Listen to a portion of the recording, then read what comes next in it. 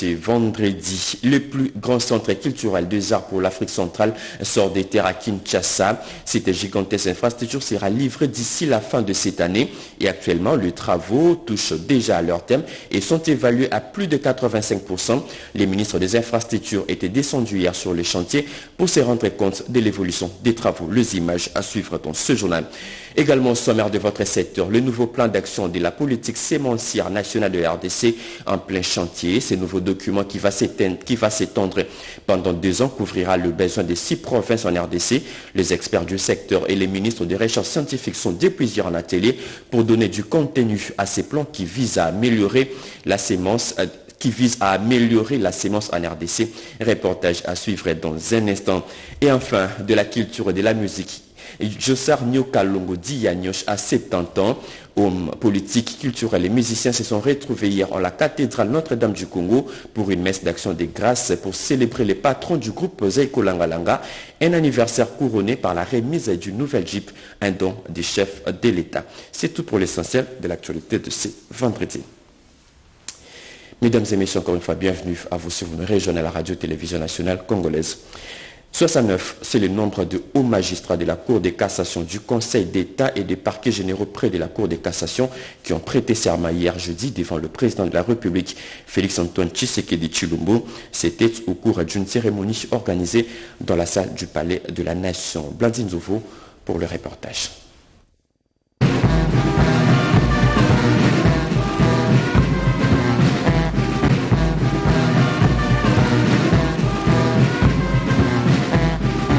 Deux principales tenues sont aperçues dans la salle du Congrès du Palais de la Nation.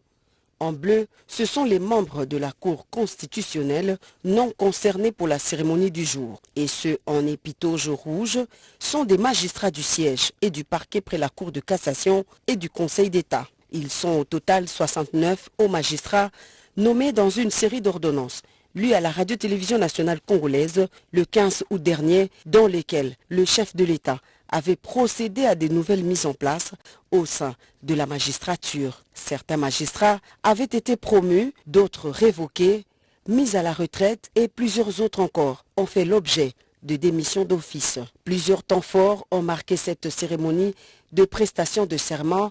D'abord, la locution du conseiller principal du chef de l'État au collège politique et processus électoral, Maître Jacquemin Chabani, qui a circonscrit le contexte de l'événement du jour avant de procéder ensuite à la lecture des ordonnances portant organisation juridique en République démocratique du Congo. Dans l'ordre de préséance, d'abord, seul le président de la Cour de cassation qui prête serment devant le magistrat suprême. À sa suite, les présidents de la Cour de cassation, puis leurs conseillers, suivis des premiers avocats généraux près la Cour de cassation et leurs conseillers, ainsi que les présidents au Conseil d'État et leurs conseillers. La série sera clôturée par les premiers avocats généraux près la Cour de cassation et les avocats généraux près le Conseil d'État. Les heureux promus ont prêté serment devant le président de la République, Félix-Antoine Tshisekedi Tshilombo, conformément aux prescrits de la Constitution. Et les lois de la République démocratique du Congo et de remplir loyalement et fidèlement, avec honneur et dignité, les fonctions qui me sont confiées. Je prends acte de votre prestation de serment en qualité de conseiller au Conseil d'État. Mes très sincères félicitations. Cette cérémonie revêt un intérêt particulier car elle traduit la volonté du magistrat suprême de poursuivre les réformes au sein de l'appareil judiciaire congolais. En République démocratique du Congo, conformément à la constitution du pays, les magistrats sont nommés, promus et révoqués par le président de la République sur proposition du Conseil supérieur de la magistrature. Dans l'assistance, il y avait le Premier ministre chef du gouvernement, le président du Sénat, le vice-président de l'Assemblée nationale et les animateurs des différentes institutions de la République.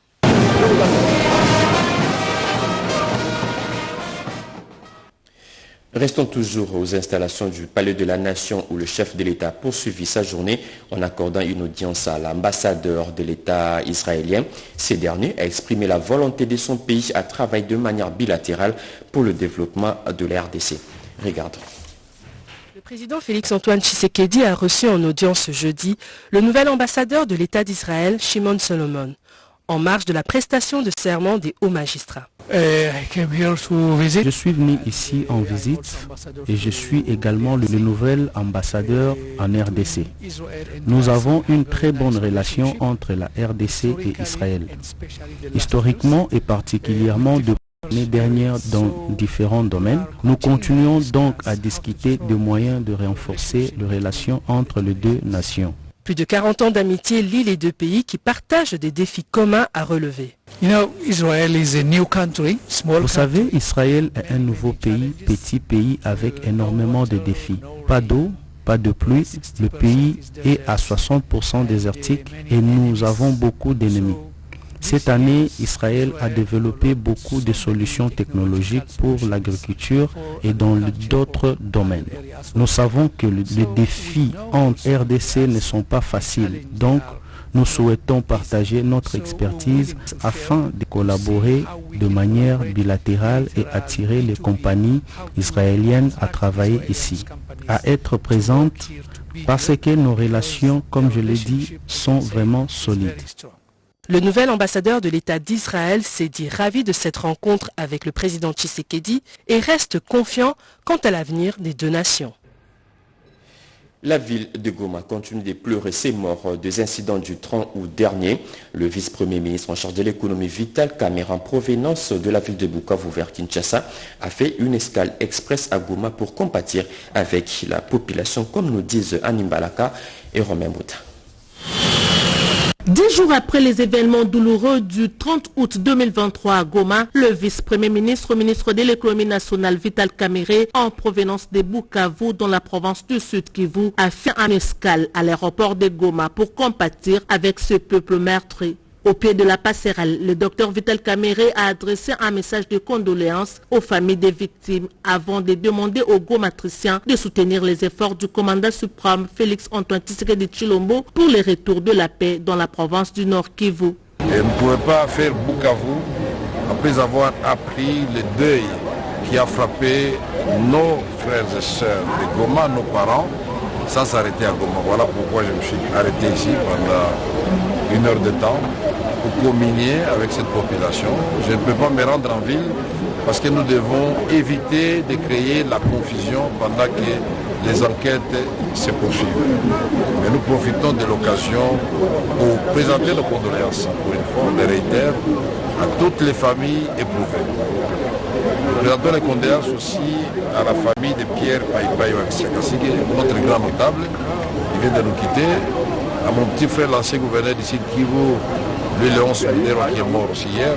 Mais je voudrais encourager le gouvernement et l'état-major général, l'auditorat militaire, d'abord dans les mesures qui ont été prises pour sanctionner, mais ensuite les encourager à aller jusqu'au bout.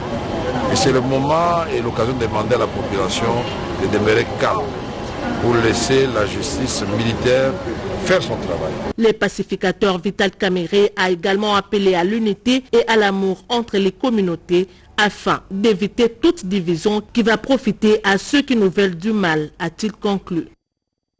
Prolongation des forces régionales de l'EAC dans la partie est de la RDC et les cantonnements du M23, des sujets évoqués lors des échanges entre le ministre d'État en charge de l'intégration régionale Antipas Moussania Mouissi et les représentants spéciaux du secrétaire général des Nations Unies dans la région de Grand Lac en mission en RDC. Sylvie Mouembo pour d'autres détails.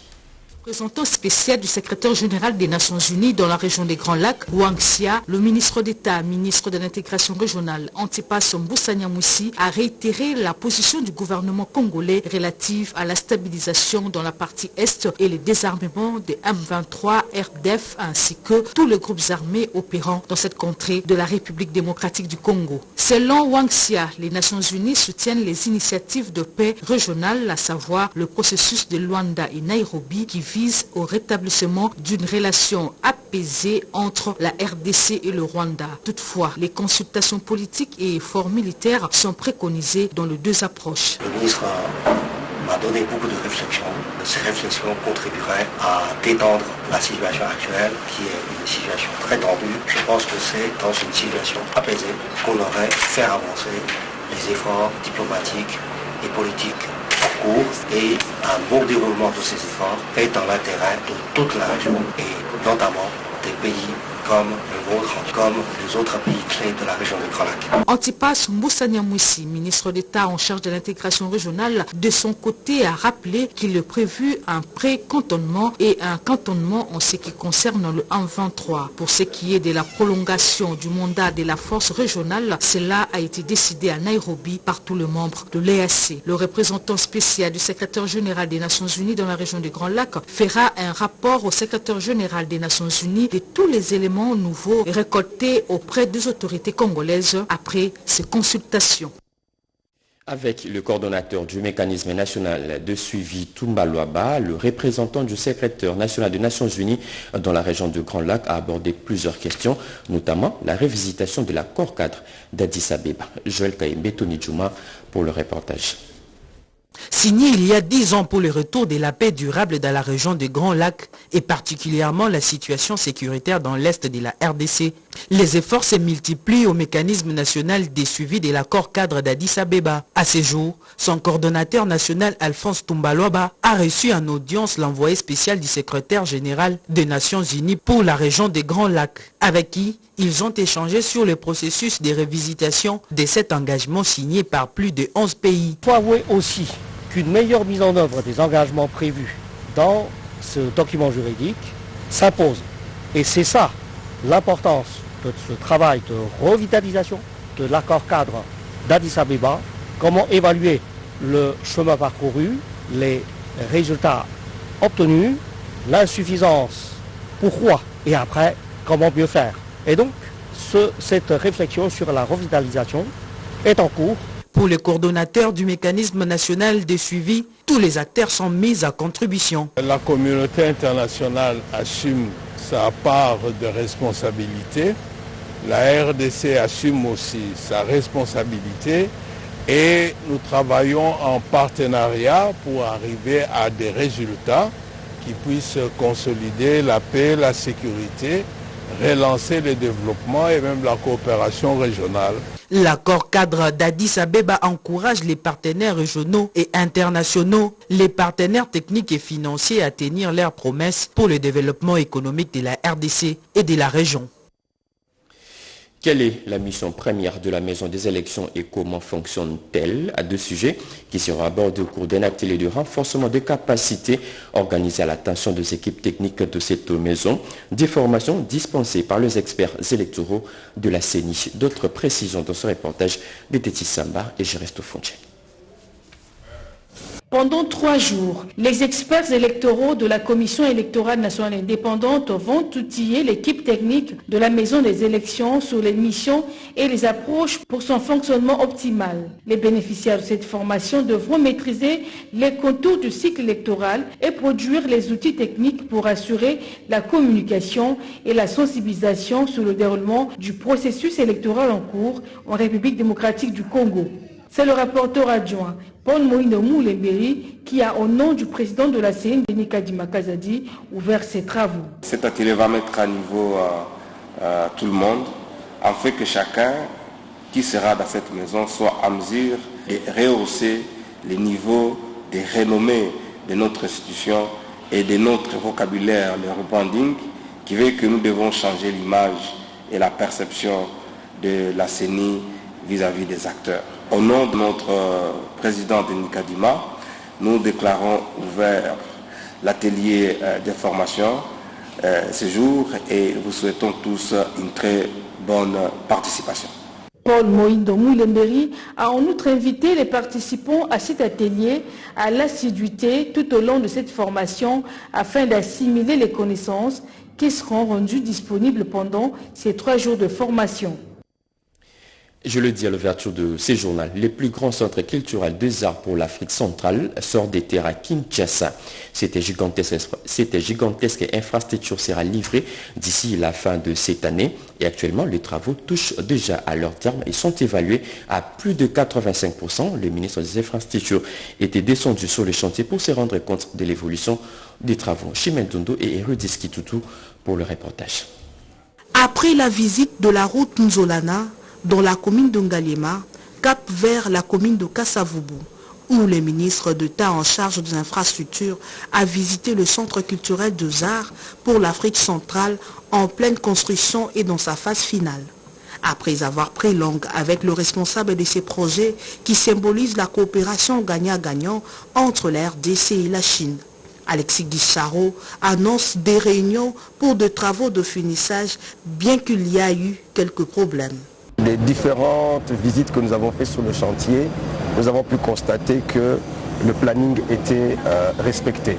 Et aujourd'hui encore, nous sommes pratiquement à 3 mois et demi de l'achèvement des travaux et nous sommes pratiquement à un taux d'exécution de 85%, ce qui nous laisse présager que les délais seront respectés. Et nous allons multiplier maintenant les rencontres avec les responsables du projet. Aujourd'hui, il n'y a rien qui devrait empêcher à ce que ce projet puisse être mené à terme et qu'il puisse respecter les délais. Érigé dans la concession suitière entre le boulevard Triomphal et les avenues Victoire et Sayo, en face du Palais du Peuple, ce centre sera le plus grand de l'Afrique centrale. Cet ouvrage va recevoir des spectacles de haut niveau avec des salles de 2000 places, avec celles de 800, sans compter d'autres bâtiments. Le travaux exécuté par l'entreprise chinoise Beijing Urban Construction Group. Et puis, la Banque arabe pour le développement économique en Afrique, BADEA, veut ouvrir le chéquier. 56 millions de dollars américains seront débloqués pour financer un grand projet des infrastructures. Ces projets concernent la réhabilitation des 14 artères de la ville de Kinshasa, la construction d'un pont sur la rivière Ondjili et les travaux anti-érosifs. Bien avant, le délégué de cette banque et le gouvernement sont autour d'une table dans un atelier de 2 jours pour réfléchir sur la réalisation de ces projets, comme nous dit Betty Amani. Les artères en mauvais état dans la ville de Kinshasa connaîtront des grands travaux. Un atelier a ouvert ses portes quant à ces pour réfléchir sur les voies et moyens de l'exécution du projet de réhabilitation et bitumage de la voirie de Kinshasa dans sa deuxième phase. 14 artères, construction d'un pont sur la rivière Ndjili et travaux anti-érosifs sont concernés par ce projet financé par la Banque arabe pour le développement économique en Afrique, BADEA, à hauteur de 56 millions de dollars américains. Ces projets d'utilité sociale visent à moderniser des infrastructures de base et améliorer les conditions sociales de la population. Le directeur du cabinet du ministre d'État en charge des infrastructures et travaux publics qui a ouvert cet atelier est revenu sur les objectifs et les attentes. Le projet de la phase 2 a pour objectif désenclaver les quartiers populaires et assurer la liaison directe entre les différentes communes de la ville de Kinshasa.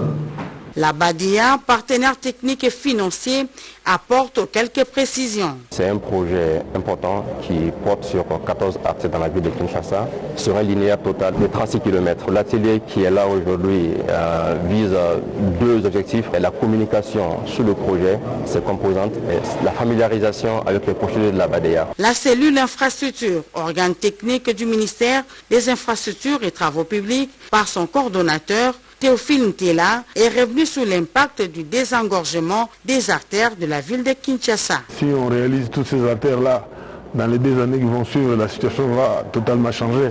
Les gens qui habitent dans la zone Mongafula, Campus, aujourd'hui ils passent tous sur Biangala. Les parties prenantes sont déterminées à mettre à profit ces 2 jours de travaux pour réfléchir sur ce projet afin de ne pas retomber aux faiblesses de la phase 1.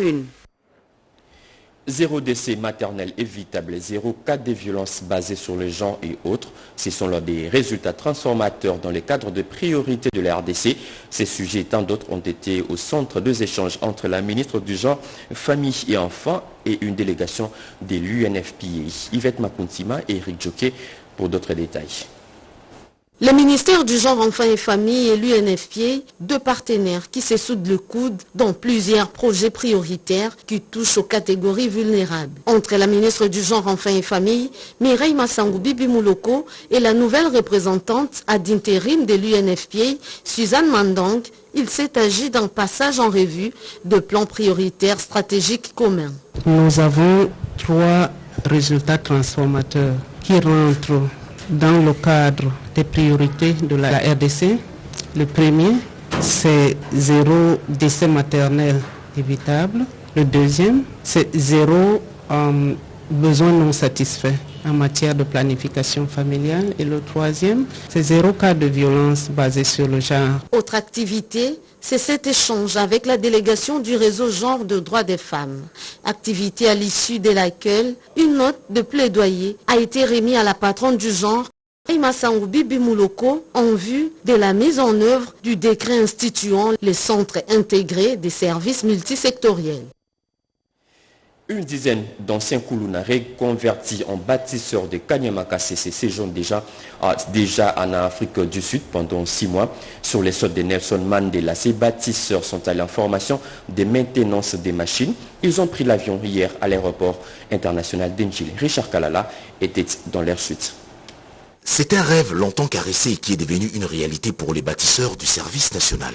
Un renforcement des capacités qui arrive à point nommé, le service national compte réaliser plus de 25 000 tonnes de maïs au cours de cette saison agricole. Voilà pourquoi l'accent est mis cette année sur le capital humain. Partis de cet hôtel 4 étoiles où ils étaient logés, ces bâtisseurs ont embarqué dans le bus avec leurs bagages, destination le bureau de service national pour le dernier réglage. Des conseils sur la conduite à adopter durant les 6 mois de formation de machinistes et maintenanciers de machines leur ont été donnés par le commandant de service national, le général-major Jean-Pierre Kassongo-Kabouik, via son directeur de cabinet. Et maintenant, ils peuvent prendre la route de l'aéroport d'Ndjili pour le vol à destination de l'Afrique du Sud. Formalité d'usage terminée, quelques bâtisseurs ont témoigné leur sentiment de gratitude au président de la République, Félix Antoine Tshisekedi Tshilombo, commandant suprême des FRDC, de la PNC et du service national. Le message au chef de l'État est qu'il puisse continuer à faire ce qu'il fait pour le service national. Je me rappelle toujours de son discours qu'il avait tenu dans un sommet des Nations Unies. Il avait dit « J'ai 80 millions d'hectares de terres arables dans mon pays. Pour faire développer mon pays, je vais me baser sur l'agriculture. » Il en sera ainsi pour la formation d'autres groupes de bâtisseurs, chacun selon son domaine de spécialisation. Jossar Nyokalongo, affectueusement appelé Yanyosh, à 70 ans. Hommes politiques, culturels et musiciens se sont retrouvés hier à la cathédrale Notre-Dame du Congo pour une messe d'action de grâce pour célébrer le patron du groupe Zaiko Langalanga, un anniversaire couronné par la remise d'une nouvelle Jeep, dont du chef de l'État, comme nous disent Joël Kaembe et Tonton Makelele. C'est pas la peine,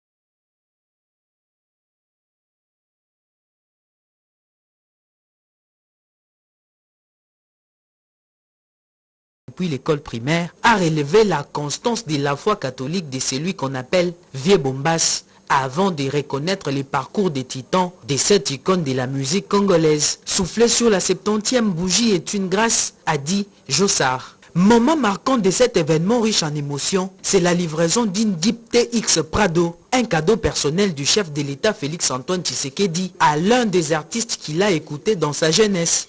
Pour dire merci à celui qui m'a créé, à celui que, comme je l'ai dit, qui n'a cessé de me renouveler son souffle depuis 70 ans. Aussi un sentiment de remerciement au chef de l'État qui a pensé à moi pour ce joli cadeau, ce grand cadeau.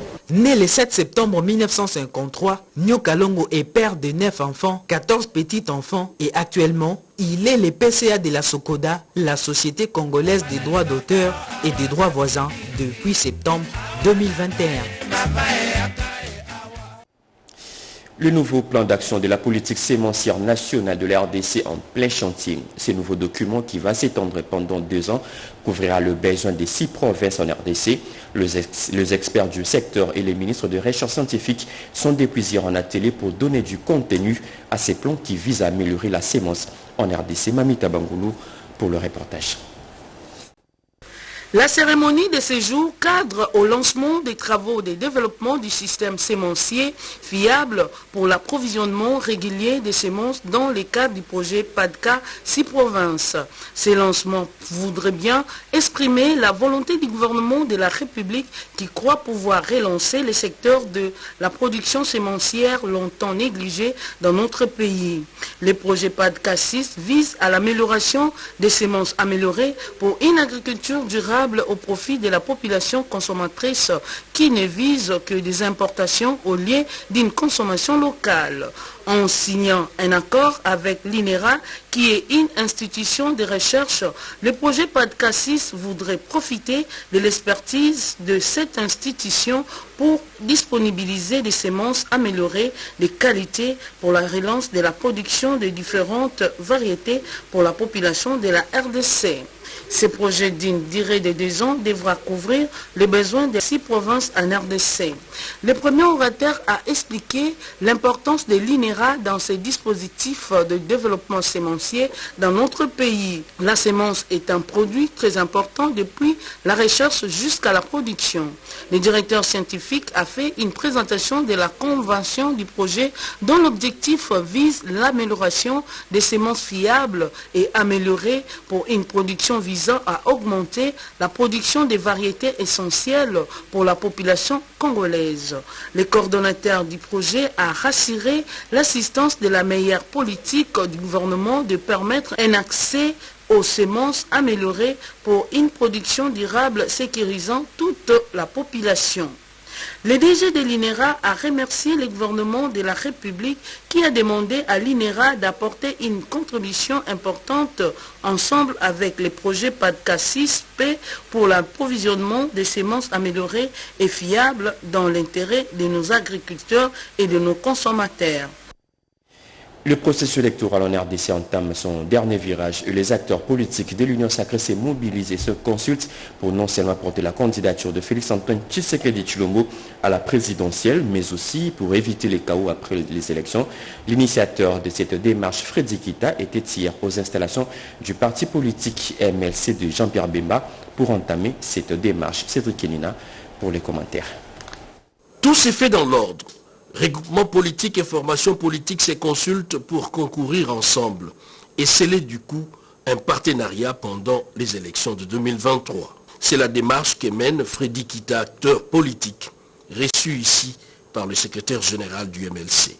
Nous savons tous que nous sommes dans une phase électorale. La CENI fait son travail, nous aussi, acteurs politiques, nous devons faire aussi le nôtre. Et je suis venu consulter le secrétaire général du MLC pour qu'ensemble nous puissions réfléchir comment nous allons aller en campagne, comment nous allons tenir ces élections dans la paix totale. N'oublions pas qu'à chaque fois qu'il y a élection ou campagne électorale, chaque candidat ou chaque formation politique dérape un peu. Il y a aussi les discours haineux. C'est dans ce sens-là que nous voulons éviter tout cela. Donc avant, pendant et après l'élection, la vie continuera.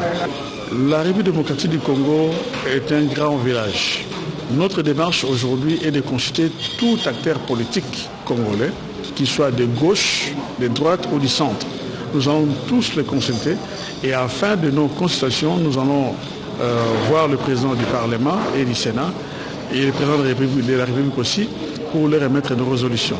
Donc nous voulons la paix dans ce pays, nous voulons l'amour, l'unité et nous voulons la cohésion nationale. L'objectif, c'est aussi construire un discours commun, apaisé, pour des élections apaisées. Et pour finir, plusieurs chantiers viennent de s'ouvrir dans la commune de Manika, dans la province du Lualaba. Et c'est le bourgmestre de cette commune qui a procédé au lancement de ces différents travaux. Plus de précisions avec Mamita Bangoulou. Plusieurs travaux d'intérêt commun sont réalisés dans la province du Lualaba pour le bien-être de la population, comme le veut le chef de l'État Félix-Antoine Tshisekedi Tshilombo. Sur instruction de Fifi Mansouka, gouverneur de province, Thierry Sampumpa, bourgmestre de la commune de Manika, a amené plusieurs activités dans sa municipalité. Dans le quartier Kassombo, il a lancé les travaux de forage de puits, objectif approvisionner la population en eau potable. Au centre de santé Umoja du même quartier, Thierry Sampumpa a remis aux femmes des attestations de naissance à la satisfaction de bénéficiaires. L'autorité de la commune de Manika s'est rendue au quartier Mounouka. Sur place, il a posé la première pierre pour la construction du bâtiment administratif de la police. Ces bâtiments datent de plusieurs décennies. Et si vous voyez les responsables de la police ainsi que les OPJ, ils travaillent dans une promiscuité, dans une situation déplorable. Voilà pourquoi dans le cadre de notre budget de Rankou, nous avons aligné la construction d'un bâtiment à un niveau. Pour nous, nous pensons que la restauration de l'autorité de l'État à Manika passe aussi dans la maison des cadres et de travail de la police territoriale ainsi que de la PCR. Voilà pourquoi nous nous alignons dans la vision du chef de l'État ainsi que des mamans gouverneurs du Fimansouka Saïd. Le développement à la base n'est plus à démontrer dans la province de Lualaba en général et dans la commune de Manika en particulier où les infrastructures de tout genre au profit de la population sont nettement visibles. C'est fini pour ce journal de 7h, mesdames et messieurs. Ce journal a été réalisé par Mamita Bangoulou, Peshomu Bengaya Kasongo. La partie technique a été assurée par Nathalie Kikita, Henri Alima, Siré Dempoyi, Émile Zola, Alain Galia. Merci de nous avoir suivis. L'actualité continue sur nos antennes. Retrouvez à 13h30 Emendaya, 20h Sandra Nyangi Tabou. Moi, je vous retrouve demain à la même heure. Bon début de week-end à toutes et à tous. Au revoir.